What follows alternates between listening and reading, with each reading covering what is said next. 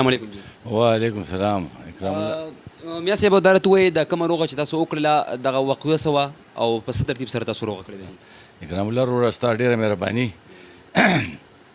دا خو زموږ د کانګړې کلي څه ملګري دي او هغه د کمبېله کې ډېر وخت نه کار کوي او زه دلته کې د هغې څه نور ملګري وایي سره بس په لین دین باندې خپلو کې چې کوم دی نو جګړه راغله او هغه جګړه دا حد ته لاړله چې شپږ کسان د یو طرف نه زخمیان شو او څلور کسان د بل طرف نه زخمیان شو او دا خبره ډېره کړکېجنه شوله. خو دا یو حقیقت دا دی چې د مدعیان خصوصي طور زه مشکور یم چې یاره هغوی په دې ټوله معامله کې موږ سره پوره کوآپریشن کړی دی او یو ځل یې داسې موږ سره داسې یو خبره نه ده کړې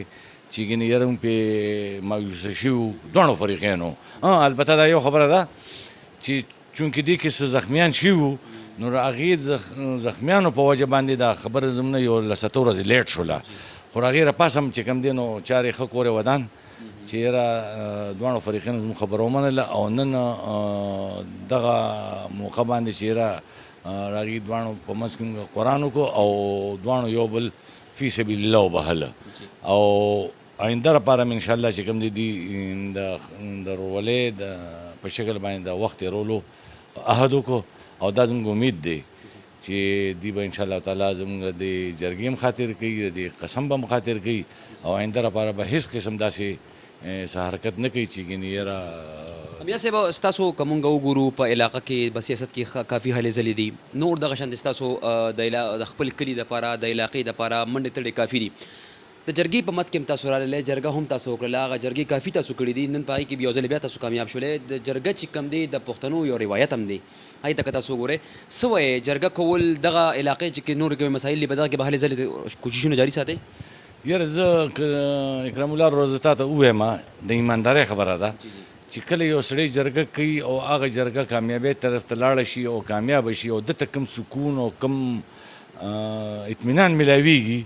نو دا د دنیا په یو څیز کې نشته. او موږ خو خدایي خدمتګارو بچي وو موږ باندې خدایي خدمتګار یو. زموږ میشن دا دی چې د پښتنو لپاره هر نومي پښتون لپاره د نیشنل پارټۍ والو لپاره نه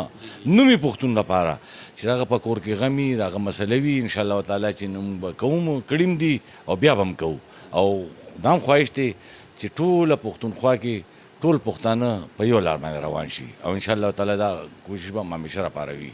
انشاءالله. قدرمندو دغه تاسو وکتل چې میا نصیر احمد صاحب تاسو سره خپلې خبرې شریکې کړلې او دا به زه دا خبره هم وکړم د میا صاحب دی په دغه اړه باندې نه چې صرف په جرګه کې هلې ځلې کوي دی په علاقه کې د خپل سیاسي هلې ځلو کې د علاقې کافي خدمات ترلاسه کړي دي. تمه ترې لرو هیله ترې لرو چې انشاءالله دغه کوششونه د هڅې به جاري ساتي. په دغه خبرو باندې عزت غواړي اکرام الله صدیقي چرسده نیوز شب قدر.